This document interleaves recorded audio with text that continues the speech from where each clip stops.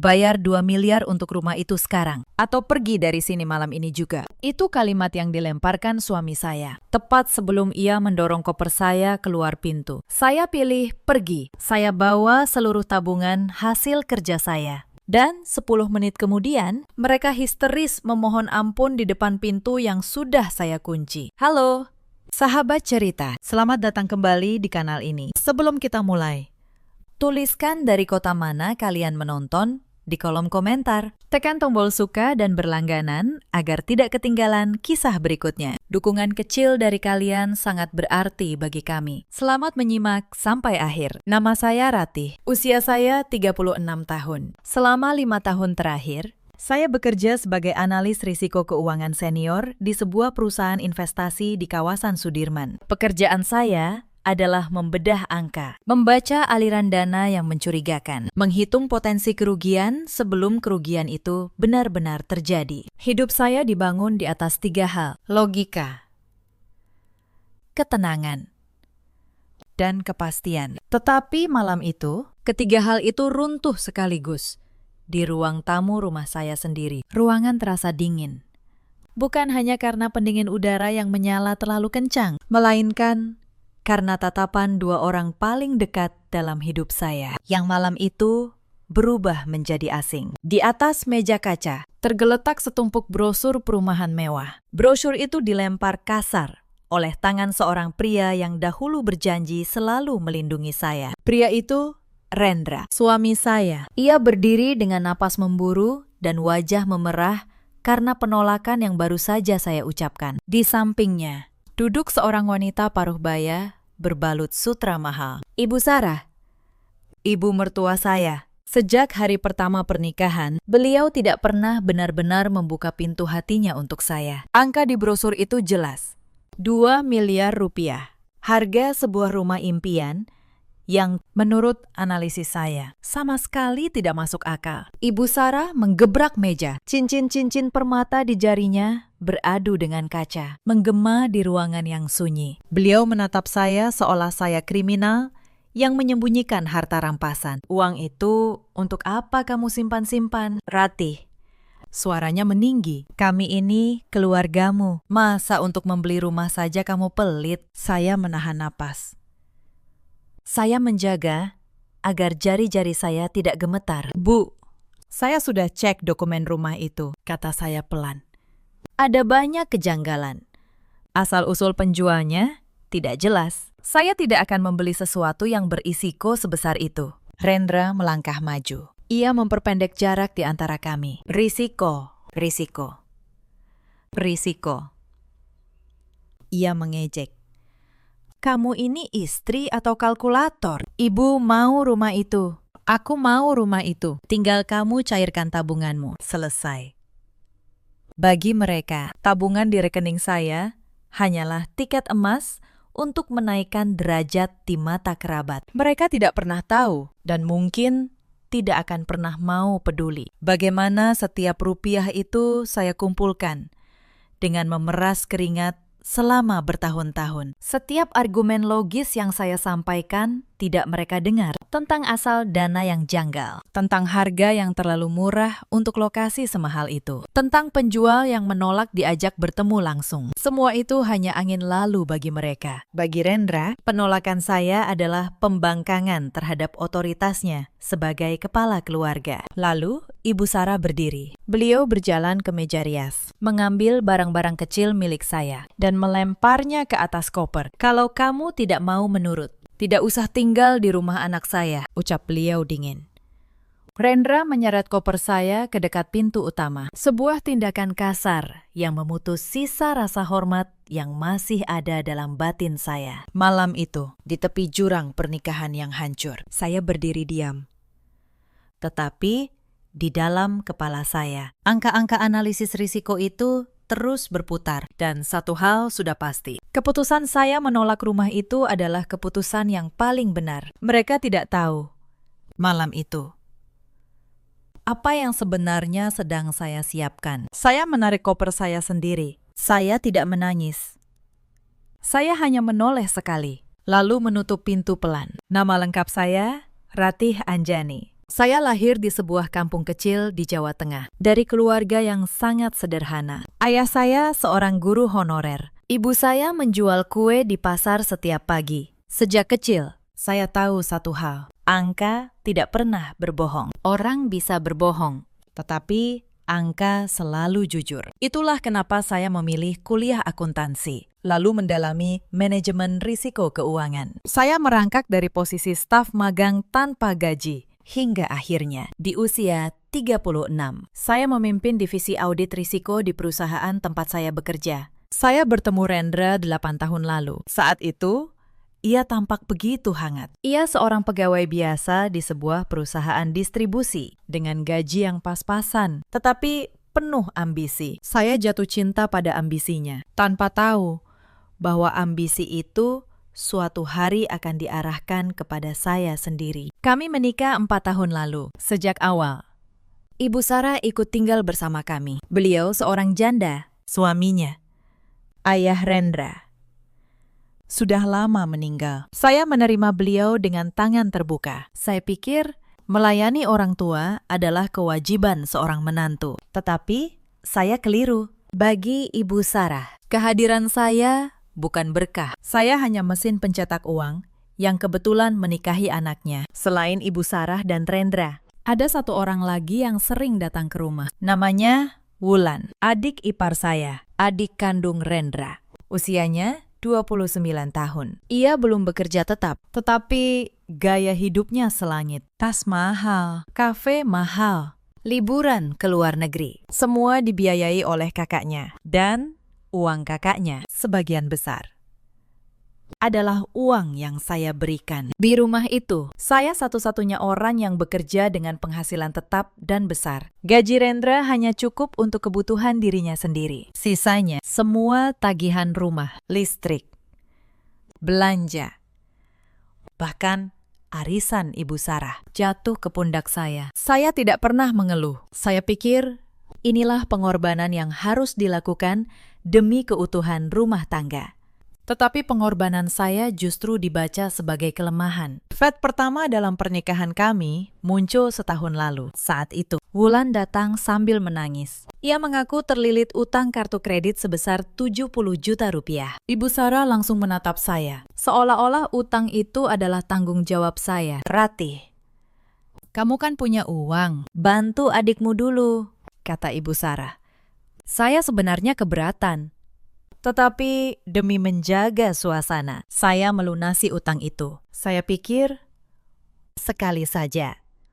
Ternyata itu hanya pintu pertama. Setelah utang Wulan lunas, permintaan demi permintaan terus datang. Model usaha Rendra yang selalu gagal. Renovasi kamar Ibu Sarah. Mobil baru atas nama Rendra. Setiap kali saya mencoba menolak, Ibu Sarah selalu punya senjata yang sama. Rasa bersalah. Dasar menantu tidak tahu balas budi. Begitu beliau selalu berkata. Kami sudah menerimamu yang dari kampung. Masih juga pelit. Saya mulai lelah. Tetapi sebagai seorang yang bekerja dengan angka, saya melakukan satu hal yang akhirnya menyelamatkan hidup saya. Saya mencatat setiap rupiah yang keluar dari rekening saya untuk keluarga itu. Saya catat rapi. Tanggal, jumlah.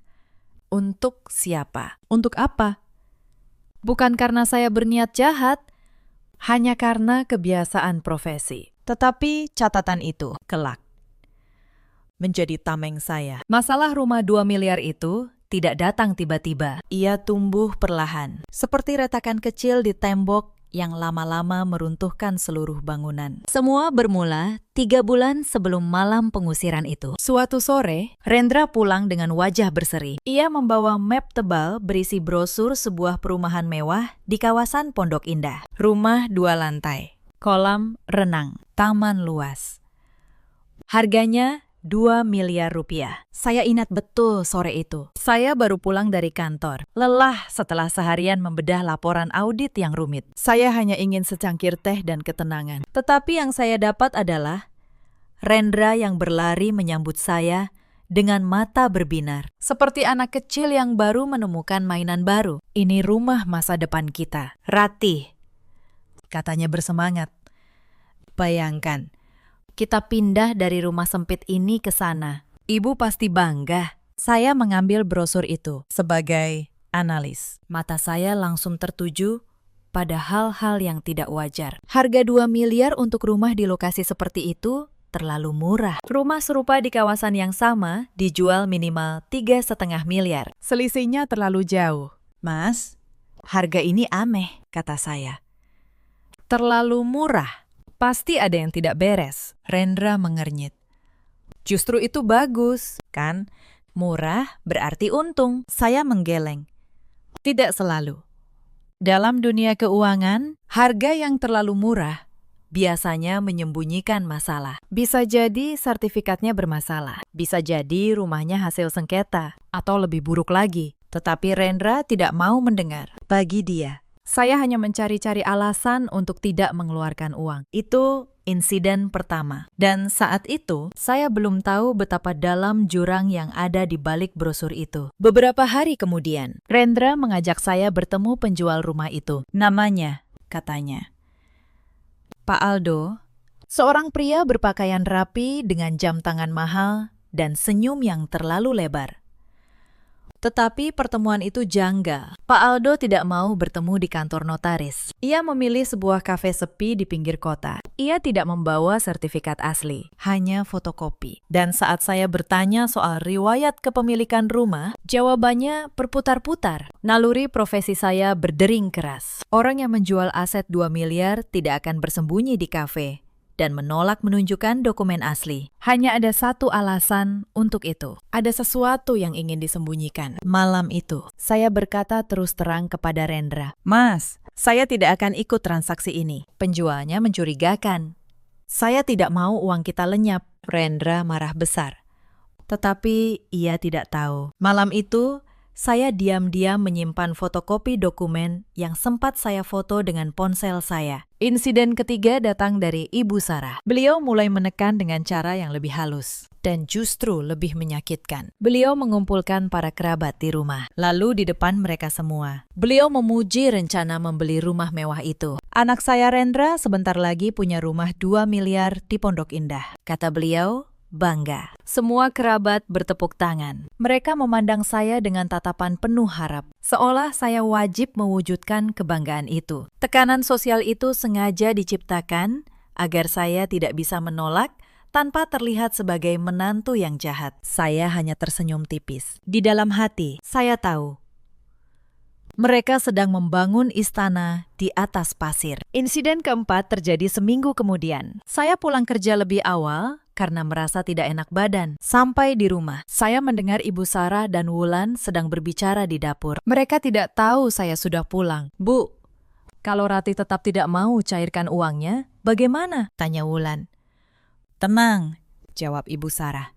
Kalau perlu, kita paksa dia tanda tangan. Begitu rumah atas nama Rendra, uang dia jadi uang kita semua. Nanti kita atur supaya dia keluar dari rumah ini baik-baik atau tidak. Darah saya membeku. Mereka tidak sekedar ingin rumah. Mereka ingin menguasai seluruh aset saya, lalu menyingkirkan saya. Saya mundur pelan ke kamar. Tangan saya gemetar, bukan karena takut, tetapi karena marah. Malam itu, saya membuka laptop dan mulai melakukan apa yang paling saya kuasai, menyelidiki.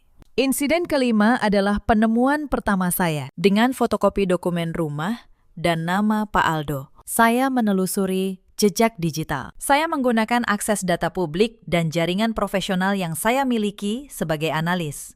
Hasilnya membuat saya tercengang. Nama Pak Aldo terhubung dengan beberapa perusahaan cangkang. Perusahaan-perusahaan yang tidak punya kantor jelas, tidak punya karyawan, tetapi memiliki aliran dana miliaran rupiah. Pola itu sangat saya kenal. Itu pola pencucian uang. Rumah 2 miliar itu bukan sekedar rumah. Ia adalah alat untuk mencuci uang kotor. Pembeli akan membayar dengan uang bersih. Lalu uang itu menghilang ke dalam jaringan. Dan jika saya membeli rumah itu dengan tabungan saya, nama saya akan terseret ke dalam kejahatan itu. Saya menatap layar laptop dalam diam. Rendra dan ibunya, tanpa sadar, hampir menyeret saya ke dalam jurang pidana. Insiden keenam memperjelas segalanya. Saya menggali lebih dalam. Saya menemukan bahwa Rendra ternyata sudah menandatangani sebuah surat perjanjian awal dengan Pak Aldo tanpa sepengetahuan saya. Dalam surat itu, Rendra berjanji akan melunasi rumah dalam waktu dekat.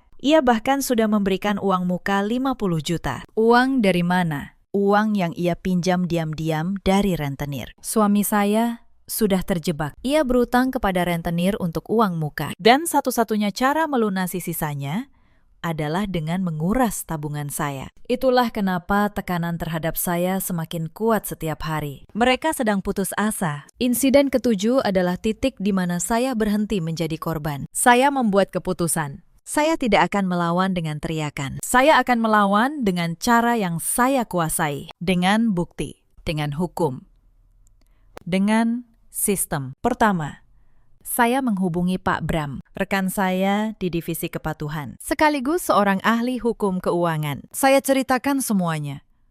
Pak Bram mendengarkan dengan serius, lalu berkata, "Ratih, ini bukan urusan rumah tangga biasa. Ini sudah masuk ranah pidana keuangan. Kamu harus laporkan."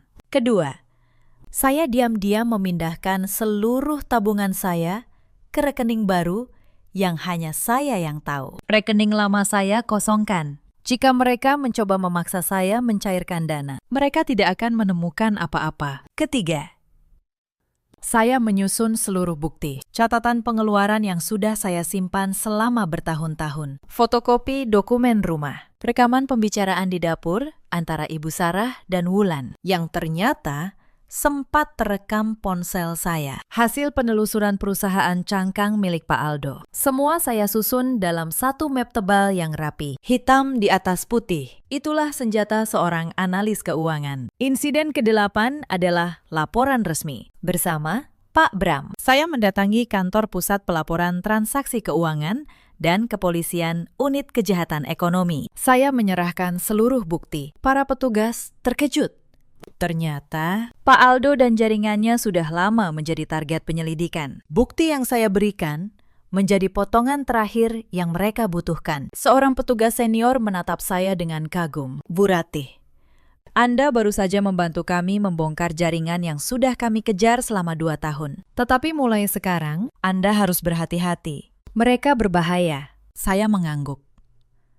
Saya tahu saya sedang berdiri di atas garis tipis. Tetapi saya juga tahu, saya berdiri di sisi yang benar. Insiden ke-9 adalah malam yang mengubah segalanya. Malam pengusiran itu. Rendra dan Ibu Sarah memberi saya ultimatum terakhir. Bayar 2 miliar sekarang, atau pergi. Saat itu, saya sudah tahu segalanya. Saya tahu bahwa transaksi itu sedang diawasi aparat. Saya tahu bahwa dalam hitungan hari, jaring hukum akan menutup. Tetapi mereka tidak tahu apa-apa. Ketika Rendra menyeret koper saya ke pintu, saya tidak melawan. Saya justru merasa lega karena saya tahu dengan mengusir saya, mereka baru saja melepaskan satu-satunya orang yang bisa menyelamatkan mereka. Saya menutup pintu rumah itu. Saya berjalan ke mobil saya, dan tepat saat saya menyalakan mesin, ponsel saya berdering. Pesan dari Pak Bram, isinya singkat.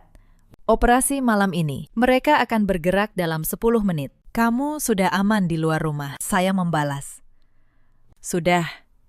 Saya baru saja diusir. Saya tersenyum getir. Mereka mengusir saya tepat pada waktu yang paling tepat. 10 menit lagi. Semuanya akan berubah. Saya perlu mundur sedikit ke hari-hari sebelum malam itu. Karena di sanalah letak detail yang membuat segalanya masuk akal. 2 minggu sebelum pengusiran, tekanan di rumah mencapai puncak yang belum pernah saya rasakan. Setiap pulang kerja, saya disambut bukan dengan senyuman, melainkan dengan sidang. Ibu Sarah duduk di ruang tamu seperti hakim. Rendra berdiri di sampingnya seperti jaksa. Dan saya, menantu yang lelah, menjadi terdakwa. "Sudah berapa lama kamu menunda?" "Ratih," tanya Ibu Sarah suatu malam. "Pak Aldo sudah menunggu. Kalau kita terlambat, rumah itu diambil orang lain." Saya menjawab, "Tenang, Bu.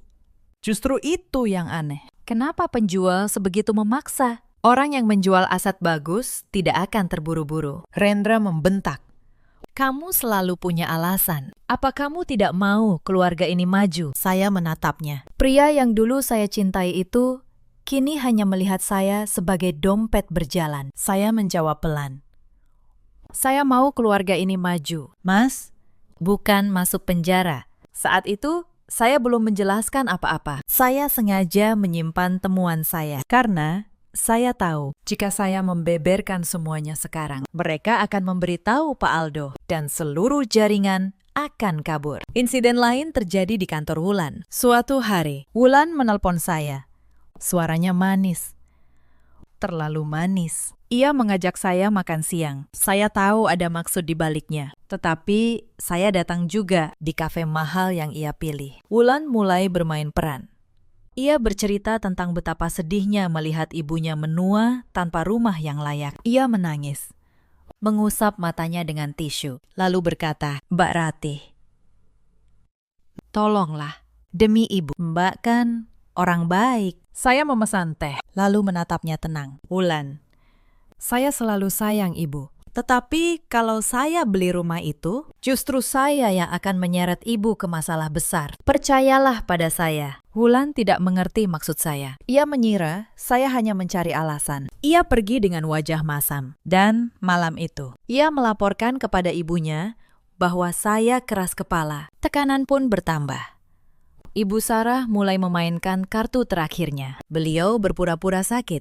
Beliau berbaring di kamar, menolak makan, dan berkata bahwa ia tidak akan sembuh sampai rumah impiannya terwujud. Rendra menyalahkan saya. "Lihat, ibu sakit gara-gara kamu." Saya tahu itu sandiwara, tetapi saya tetap merawat Ibu Sarah. Saya membawakan bubur, menyiapkan obat, mengukur tekanan darahnya. Bukan karena saya percaya beliau benar-benar sakit, melainkan karena saya tidak ingin kehilangan kemanusiaan saya, sekalipun mereka sudah kehilangan kemanusiaan mereka. Sementara itu, di balik layar, saya bekerja lebih keras bersama Pak Bram. Saya memverifikasi setiap bukti. Kami memastikan setiap dokumen sah secara hukum. Kami merekam jejak komunikasi antara Rendra dan Pak Aldo. Kami menyusun kronologi yang rapi agar saat-saatnya tiba tidak ada celah sedikit pun. Pak Bram pernah bertanya kepada saya, "Ratih, kenapa kamu tidak langsung pergi saja dari rumah itu? Untuk apa kamu bertahan dalam tekanan seperti ini?" Saya menjawab, "Kalau saya pergi tanpa bukti, mereka akan bilang saya menantu durhaka yang kabur. Tetapi kalau saya pergi dengan kebenaran di tangan, sayalah yang menentukan akhir cerita ini." Hari demi hari berlalu dalam ketegangan. Setiap pagi, sebelum berangkat kerja, saya menatap wajah Rendra yang tidur. Saya mencoba mengingat pria yang dulu saya nikahi. Tetapi yang tersisa hanyalah orang asing yang dikuasai ambisi. 3 hari sebelum malam pengusiran, Pak Aldo datang ke rumah. Untuk pertama kalinya, ia berani masuk. Ia duduk di ruang tamu, ditemani Rendra dan Ibu Sarah, lalu menyodorkan map berisi surat-surat. Ia ingin saya menandatangani persetujuan pembelian saat itu juga. "Bu Ratih," kata Pak Aldo dengan senyum licin, "tinggal tanda tangan. Semua beres. Uang muka sudah dibayar suami Anda, tinggal pelunasan." Saya menatap surat itu. Lalu, saya menatap Pak Aldo. Dalam hati, saya berkata, "Kamu tidak tahu siapa yang sedang kamu hadapi." Saya berkata pelan, "Saya perlu waktu untuk membaca dokumen ini." Pakistan sebagai analis. Saya tidak pernah menandatangani apapun tanpa membaca. Pak Aldo tersenyum, tetapi matanya menyiratkan ketidaksabaran. Ia pergi malam itu tanpa tanda tangan saya yang ia tidak tahu. Malam itu juga saya menyerahkan salinan suratnya kepada pihak berwajib. Surat itu menjadi bukti kunci. Esok harinya, suasana di rumah berubah menjadi perang dingin. Rendra hampir tidak berbicara dengan saya. Ibu Sarah menatap saya dengan kebencian terbuka. Wulan sengaja menyindir saya di grup keluarga. Saya tahu badai sedang mendekat. Tetapi saya juga tahu, saya sudah memasang seluruh penangkal petir di tempat yang tepat. Tetapi sebelum malam itu, ada satu kejadian yang nyaris membuat saya goyah. 2 hari sebelum pengusiran, ponsel saya berdering dari nomor tak dikenal. Saat saya angkat, suara di seberang adalah Pak Aldo. Nadanya tidak lagi ramah seperti di kafe. Kali ini, dingin dan mengancam. Bu Ratih, katanya pelan. Saya dengar Anda banyak bertanya-tanya soal rumah itu. Sebaiknya Anda berhenti. Orang yang terlalu banyak tahu, hidupnya jadi tidak nyaman. Anda mengerti maksud saya. Jantung saya berdegup keras. Tetapi sebagai seorang yang terlatih membaca ancaman dalam angka, saya tahu cara menjaga suara tetap tenang. Pak Aldo, jawab saya. Saya hanya istri yang berhati-hati soal uang keluarga. Tidak lebih. Ia tertawa kecil, lalu menutup telepon. Malam itu, saya tidak bisa tidur. Saya tahu, ancaman itu nyata. Tetapi, saya juga tahu, mundur sekarang berarti membiarkan kejahatan menang. Saya menelepon Pak Bram. Ia menyarankan saya merekam setiap komunikasi dan segera melengkapi laporan. Ancaman dari Pak Aldo ternyata justru menjadi bukti tambahan yang memberatkannya. Ia tidak tahu bahwa setiap kata ancamannya sedang saya simpan rapi. Lalu, ada satu kejadian lagi, sehari sebelum pengusiran, yang membuat saya yakin tidak ada jalan kembali. Sore itu, saya pulang lebih awal. Saya mendengar Rendra berbicara di telepon di ruang kerjanya. Saya berhenti di balik pintu. Suaranya rendah, panik. Pakistan, saya pasti lunasi. Tinggal istri saya cairkan tabungannya. Beri saya waktu sedikit lagi. Saya tidak mau berurusan dengan orang-orang Anda yang biasa menagih. Saya membeku.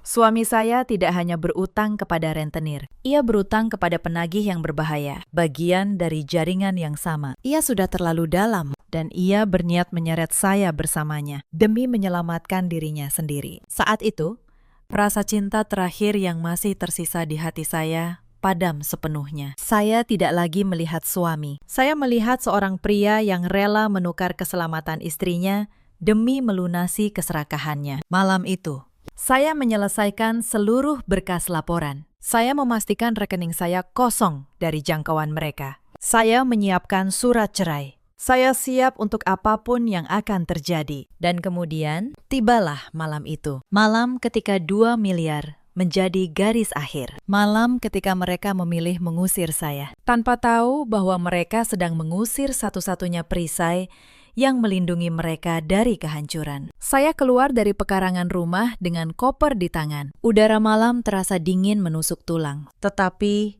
di dada saya ada sesuatu yang justru terasa hangat. Sebuah kelegaan yang sudah lama tidak saya rasakan. Saya memasukkan koper ke bagasi, lalu duduk di kursi pengemudi. Saya tidak langsung menyalakan mesin. Saya menatap rumah itu untuk terakhir kalinya. Lampu ruang tamu masih menyala. Bayangan Rendra dan ibunya bergerak di balik tirai. Masih merasa menang. Mereka pikir mereka baru saja menyingkirkan saya. Mereka tidak tahu. Mereka baru saja menandatangani akhir cerita mereka sendiri. Ponsel saya bergetar.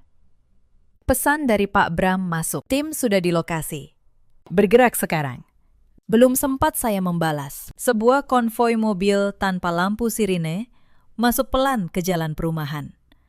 Beberapa kendaraan berhenti tepat di depan rumah yang baru saja mengusir saya. Pintu-pintu mobil terbuka. Belasan petugas berseragam dan berpakaian sipil turun dengan tenang, lalu mengepung rumah itu. Saya menarik mobil saya menjauh sedikit, lalu berhenti di tepi jalan. Dari sana, saya menyaksikan semuanya. Para petugas mengetuk pintu. Saya melihat Rendra membuka pintu dengan wajah bingung. Lalu wajah itu berubah pucat saat seorang petugas menunjukkan surat tugas. Surat penggeledahan dan penangkapan. Dalam hitungan menit, suasana di rumah itu berubah total. Saya bisa mendengar teriakan Ibu Sarah dari kejauhan. Saya melihat Rendra mencoba menjelaskan. Tangannya menggapai-gapai. Suaranya meninggi, panik. Tetapi hukum tidak mendengar panik. Hukum hanya mendengar bukti. Para petugas membawa keluar dokumen-dokumen, termasuk surat perjanjian dengan Pak Aldo. Mereka menyita ponsel Rendra dan Ibu Sarah.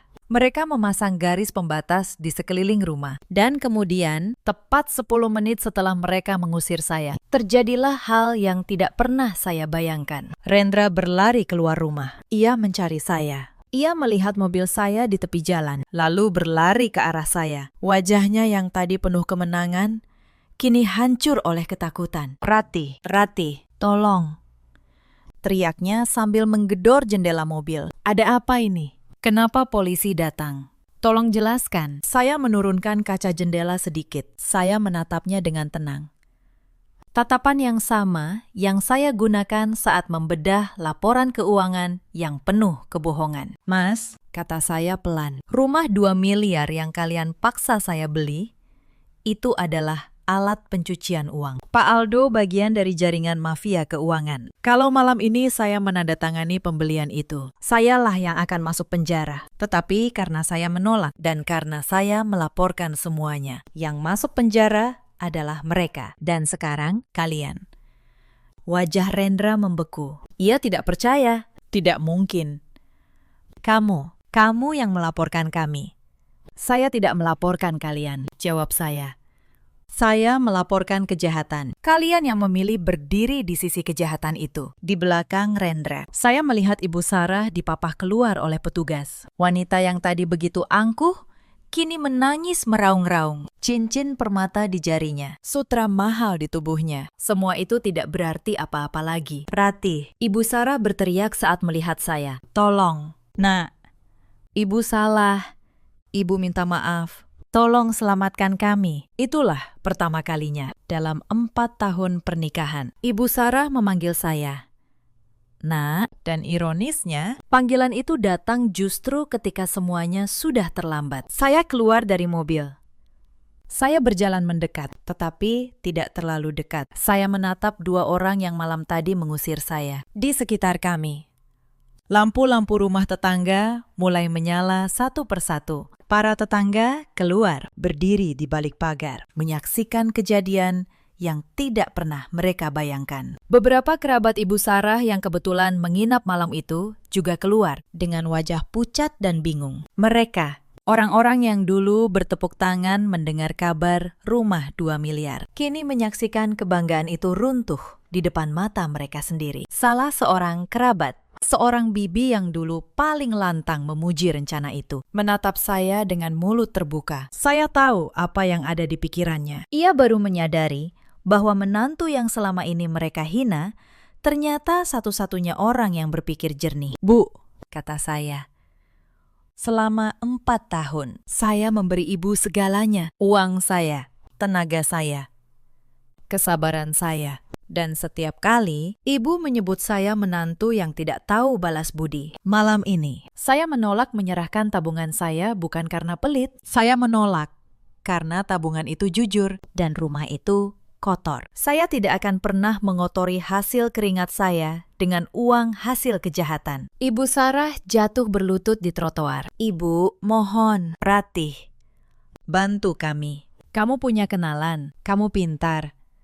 Selamatkan anak ibu. Saya menggeleng pelan. Saya analis risiko, Bu. Tugas saya mendeteksi kebohongan, bukan menutupinya. Saya sudah menyerahkan semua bukti kepada yang berwajib. Apa yang terjadi selanjutnya bukan lagi di tangan saya. Itu di tangan hukum. Rendra mencoba meraih lengan saya. Ratih, kita ini suami istri. Kamu tidak bisa meninggalkan saya begini. Saya menarik lengan saya pelan. Suami istri. Mas, suami istri yang mana? Yang mendorong koper istrinya keluar pintu malam ini. Yang menyeret istrinya seperti barang. Pernikahan kita sudah berakhir saat kamu memilih keserakahan di atas kepercayaan. Saya mengeluarkan sebuah map tipis dari dalam tas saya. Map yang sudah saya siapkan jauh-jauh hari. Saya menyerahkannya kepada Rendra. Ini surat permohonan cerai. Sudah saya siapkan. Pengacara saya akan mengurus sisanya. Saya tidak menuntut apa-apa darimu. Mas, karena memang tidak ada lagi yang bisa saya ambil. Hanya kebebasan saya sendiri. Rendra menatap map itu dengan tangan gemetar. Di belakangnya, petugas memanggilnya untuk dibawa ke mobil tahanan. Saya melangkah mundur. Saya menatap mereka berdua untuk terakhir kalinya. Lalu saya berkata pelan, kalimat yang sudah lama ingin saya ucapkan. Ibu pernah bilang saya menantu yang berhati batu. Mungkin ibu benar, tetapi hati batu inilah yang menyelamatkan saya. Ketika orang-orang yang seharusnya melindungi saya, justru menjadi orang yang paling ingin menghancurkan saya. Saya berbalik. Saya berjalan menuju mobil. Di belakang saya, tangisan dan ratapan terus terdengar. Semakin lama, semakin samar. Saya tidak menoleh lagi. Sebagian dari hidup saya ditutup malam itu. Di trotoar dingin di depan rumah yang tidak pernah benar-benar menjadi rumah saya masuk ke mobil. Saya menyalakan mesin. Dan untuk pertama kalinya sejak lama, saya menangis. Bukan karena sedih, melainkan karena lega. Malam itu, saya menginap di sebuah hotel sederhana di pusat kota. Bukan hotel mewah, hanya kamar kecil dengan tempat tidur bersih dan jendela yang menghadap jalan. Tetapi malam itu, saya tidur paling nyenyak dalam 4 tahun terakhir. Tidak ada lagi suara gebrakan meja. Tidak ada lagi sindiran. Tidak ada lagi tekanan untuk menyerahkan apa yang menjadi milik saya. Esok paginya, cahaya matahari menembus celah gorden. Saya bangun dengan perasaan yang asing, perasaan tenang. Saya membuka laptop. Di kotak masuk, surat elektronik. Ada pesan resmi dari jajaran direksi kantor saya. Isi pesan itu membuat mata saya berkaca-kaca. Bukan karena sedih, melainkan karena bangga pada diri sendiri. Direksi menyampaikan apresiasi tertinggi atas profesionalitas saya. Bukti yang saya serahkan tidak hanya melindungi aset pribadi saya. Bukti itu juga membantu pihak berwajib membongkar jaringan pencucian uang lintas negara yang sudah lama mereka kejar. Saya menutup laptop. Saya menarik napas dalam-dalam. Udara pagi yang bersih memenuhi dada saya. Sebuah perasaan bebas yang sudah bertahun-tahun tidak saya rasakan. Tidak ada lagi tekanan emosional. Tidak ada lagi caci maki yang merendahkan martabat. Tidak ada lagi tangan-tangan yang mencoba menguras hasil keringat saya. Hari itu adalah awal babak baru. Babak di mana saya memegang kendali penuh atas hidup, takdir, dan seluruh hasil kerja keras saya. Beberapa hari kemudian, kasus itu mulai bergulir. Pak Aldo ditangkap di sebuah apartemen mewah di kawasan Kuningan. Bersamanya ditemukan dokumen-dokumen yang membongkar seluruh jaringan. Belasan rumah mewah, termasuk rumah 2 miliar yang dipaksakan kepada saya, ternyata adalah aset pencucian uang dari hasil korupsi dan penipuan investasi. Nama Rendra dan Ibu Sarah ikut terseret. Karena Rendra sudah menandatangani perjanjian awal dan membayar uang muka, ia dianggap turut serta dalam upaya transaksi mencurigakan. Ibu Sarah yang ikut menekan dan mengatur juga dimintai pertanggungjawaban. Saya tidak hadir di setiap proses, tetapi Pak Bram terus mengabari saya. Ia bercerita bagaimana Rendra yang dulu begitu angkuh, kini hanya bisa menunduk di ruang pemeriksaan. Bagaimana Ibu Sarah yang dulu menggebrak meja dengan cincin permata, kini menangis di kursi tahanan. Wulan, adik ipar saya, datang menemui saya suatu hari. Ia tidak lagi memakai tas mahal, wajahnya tirus. Ia memohon agar saya mencabut laporan. Mbak Ratih, tolong, Mbak masih bisa selamatkan mereka. Ini keluarga. Mbak, saya menatapnya dengan iba, tetapi tegas. Wulan, saya tidak bisa mencabut kebenaran. Bukti itu bukan milik saya untuk dihapus. Lagi pula, sejak kapan kalian menganggap saya keluarga? Saya baru jadi keluarga saat kalian butuh uang. Dan saya jadi musuh saat saya menolak memberi. Wulan terdiam. Air matanya mengalir. Ia tidak bisa membantah, karena ia tahu setiap kata saya benar. Sebelum pergi, Wulan sempat melontarkan ancaman terakhir. Mbak akan menyesal. Keluarga kami punya kenalan. Mbak pikir bisa menang melawan kami? Saya menatapnya dengan tenang. Wulan, saya tidak sedang melawan keluargamu. Saya sedang berdiri di sisi hukum. Dan hukum tidak takut pada kenalan siapapun. Kalau kamu masih ingin mengancam, silahkan. Setiap ancaman hanya menambah bukti di tangan saya. Wulan tertegun.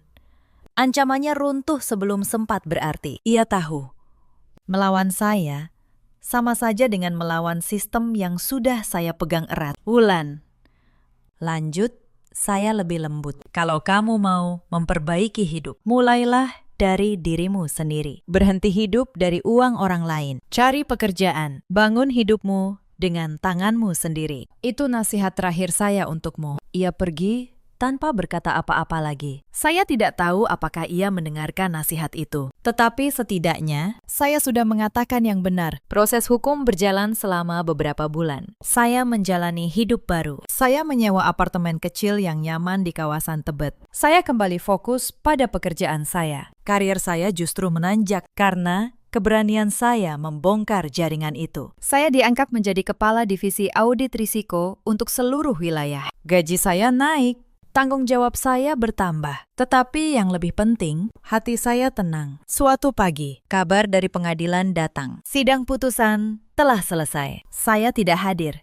Tetapi Pak Bram mengirimkan pesan panjang kepada saya. Pak Aldo dan para gembong jaringan dijatuhi hukuman penjara yang berat, beserta penyitaan seluruh aset. Rendra, karena keterlibatannya dalam transaksi dan utangnya kepada rentenir yang juga bagian dari jaringan, dijatuhi hukuman penjara. Ibu Sarah, mengingat usianya, mendapat hukuman yang lebih ringan, tetapi tetap harus mempertanggungjawabkan perbuatannya. Yang paling menyedihkan, seluruh aset mereka dibekukan. Rumah yang dulu kami tinggali, yang sebagian besar dibeli dengan uang saya, ikut terseret karena tercampur dalam penyelidikan. Mereka kehilangan tempat tinggal. Status sosial yang selama ini mereka banggakan di depan kerabat lenyap dalam semalam, digantikan oleh predikat sebagai pelaku pelanggaran hukum. Pak Bram menulis di akhir pesannya, "Ratih, kamu sudah melakukan hal yang benar. Banyak orang akan tergoda untuk diam demi rumah tangga, tetapi kamu memilih kebenaran. Itu bukan kelemahan. Itu kekuatan." Saya membaca pesan itu beberapa kali, lalu saya menatap keluar jendela. Di kejauhan, kota terbentang luas, sibuk. Tidak peduli. Saya memikirkan Rendra di balik jeruji. Saya memikirkan Ibu Sarah di kursi tuanya yang penuh penyesalan. Dan untuk pertama kalinya, saya tidak merasa marah. Saya hanya merasa kasihan. Karena pada akhirnya, mereka kalah bukan oleh saya. Mereka kalah oleh keserakahan mereka sendiri. Beberapa minggu setelah putusan, saya mendengar kabar terakhir tentang mereka melalui seorang kerabat jauh. Setelah aset mereka dibekukan dan menjalani hukuman, mereka tidak punya tempat untuk kembali. Kerabat yang dulu mereka banggakan kini menjauh. Teman-teman Rendra yang dulu berkumpul untuk memamerkan rencana bisnis kini tidak bisa dihubungi. Mereka benar-benar terisolasi. Dua orang yang dulu begitu yakin bahwa uang dan status adalah segalanya, kini harus belajar berjalan di atas duri-duri kenyataan, tanpa perisai yang dulu mereka anggap remeh. Perisai itu adalah saya. Saya tidak menikmati penderitaan mereka, tetapi saya juga tidak lagi merasa bersalah, karena saya tahu setiap orang menuai apa yang mereka tanam. Kerabat yang sama, yang dulu bertepuk tangan di ruang tamu Ibu Sarah, kini berbalik arah. Beberapa dari mereka bahkan menghubungi saya, bukan untuk meminta maaf, melainkan untuk bergosip dan mencari tahu apa yang sebenarnya terjadi. Saya tidak melayani mereka. Saya sudah belajar membedakan mana orang yang datang karena peduli dan mana yang datang karena penasaran. Hidup terlalu berharga untuk dihabiskan bersama orang-orang yang hanya hadir saat kita jatuh, demi memastikan kita memang benar-benar jatuh. Setahun berlalu sejak malam pengusiran itu. Hidup saya berubah, perlahan tetapi pasti, menjadi sesuatu yang utuh. Apartemen kecil saya di Tebet kini terasa lebih seperti rumah dibanding rumah 2 lantai yang dulu saya tinggali. Bukan karena ukurannya, melainkan karena di sini tidak ada yang menatap saya dengan kebencian. Tidak ada yang menganggap keberadaan saya sebagai kewajiban untuk membayar. Saya mengubah banyak hal dalam hidup saya. Saya mulai berolahraga pagi. Saya kembali membaca buku-buku yang dulu tidak sempat saya sentuh. Saya bahkan mulai melukis lagi, hobi yang sudah lama saya tinggalkan sejak menikah. Setiap akhir pekan, saya memasak sendiri di dapur kecil saya. Ikan goreng, sayur asem, sambal terasi. Masakan sederhana kampung halaman yang dulu tidak pernah dihargai di meja makan Ibu Sarah. Saya mengundang orang tua saya dari kampung untuk tinggal beberapa minggu bersama saya. Ayah saya, guru honorer yang sudah pensiun, dan ibu saya, penjual kue yang tangannya selalu wangi adonan. Mereka datang dengan wajah penuh kekhawatiran karena sudah mendengar tentang perceraian saya. Tetapi saat mereka melihat saya, melihat ketenangan di wajah saya, kekhawatiran itu mencair. "Nak," kata ibu saya sambil menggenggam tangan saya. "Ibu sempat sedih waktu dengar kamu bercerai. Tapi melihat kamu sekarang, ibu malah lega. Kamu kelihatan hidup lagi." Saya tersenyum. "Iya, Bu. Sekarang Ratih baru benar-benar hidup." Malam itu, kami makan bersama di meja kecil. Ayah saya bercerita tentang kampung. Ibu saya tertawa mengenang masa kecil saya. Tidak ada gebrakan meja. Tidak ada tuntutan. Hanya kehangatan sederhana yang selama ini saya rindukan. Di kantor, karier saya terus menanjak. Kisah keberanian saya membongkar jaringan pencucian uang menjadi bahan pelatihan bagi analis-analis muda. Saya sering diminta berbagi pengalaman. Setiap kali, saya menyampaikan satu pesan yang sama. Angka tidak pernah berbohong. Dan keberanian untuk berkata tidak adalah bentuk integritas tertinggi. Suatu hari, seorang analis muda bertanya kepada saya, "Bu Ratih, apa ibu tidak takut waktu melawan keluarga sendiri demi melaporkan kejahatan itu?" Saya menjawab, "Takut.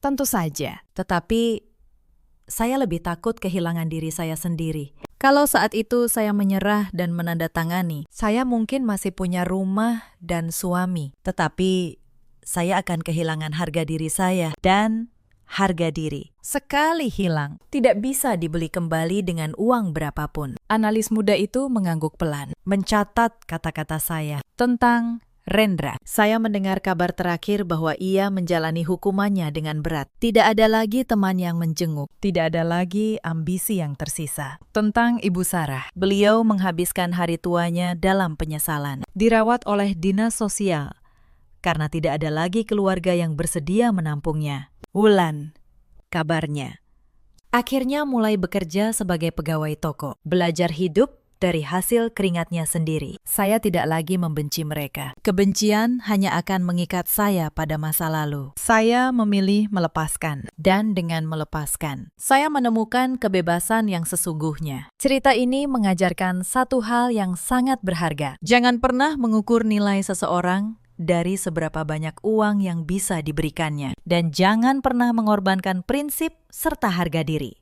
hanya demi mempertahankan hubungan dengan orang-orang yang tidak pernah benar-benar menghargai kita. Ada banyak perempuan di luar sana yang berada di posisi saya dulu. Perempuan yang bekerja keras. Lalu hasil keringatnya dianggap milik bersama oleh keluarga yang hanya memanfaatkan. Perempuan yang setiap penolakannya dibalas dengan tuduhan tidak tahu balas budi. Jika kalian salah satunya, ketahuilah, menjaga apa yang menjadi hak kalian bukanlah kejahatan. Itu adalah bentuk menghargai diri sendiri. Ada juga banyak suami seperti Rendra di luar sana. Suami yang lebih memilih mendengarkan ambisi ibunya daripada melindungi istrinya. Suami yang menukar kepercayaan dengan keserakahan. Kepada mereka, ingatlah, istri bukan mesin pencetak uang dan rumah tangga dibangun di atas saling percaya, bukan saling memeras. Ada pula para ibu mertua seperti Ibu Sarah, ibu yang takut kehilangan kendali atas anaknya, lalu menjadikan menantu sebagai musuh. Padahal menantu yang baik adalah anugerah, bukan ancaman. Pada akhirnya, Rendra dan Ibu Sarah kehilangan segalanya. Bukan karena dikutuk, melainkan karena pilihan mereka sendiri. Sementara saya, yang dulu diusir di tengah malam dengan koper di tangan, kini berdiri tegak di atas kaki saya sendiri, dengan hati yang tenang dan masa depan yang cerah. Dalam hidup, kita selalu punya pilihan. Kita bisa memilih untuk diam demi sebuah kenyamanan palsu, atau berani berkata tidak demi mempertahankan jati diri. Saya memilih yang kedua, dan saya tidak pernah menyesalinya sedikit pun. Bagaimana dengan kalian? Pernahkah kalian berada dalam situasi di mana kalian harus memilih antara mempertahankan hubungan atau mempertahankan harga diri? Pernahkah kalian merasa dianggap sebagai sumber uang oleh orang-orang yang seharusnya mencintai kalian apa adanya? Ceritakan kisah kalian di kolom komentar. Saya ingin sekali membacanya, karena saya percaya setiap kisah yang dibagikan bisa menjadi kekuatan bagi orang lain yang sedang berjuang dalam diam. Terima kasih sudah menemani sampai akhir. Sampai jumpa di kisah berikutnya. Jaga diri kalian. Dan jangan pernah biarkan siapapun membuat kalian merasa bahwa harga diri kalian bisa dibeli. Karena pada akhirnya, harga diri adalah satu-satunya rumah yang tidak pernah bisa diusir oleh siapapun. Dan rumah itu selamanya hanya milik kita sendiri.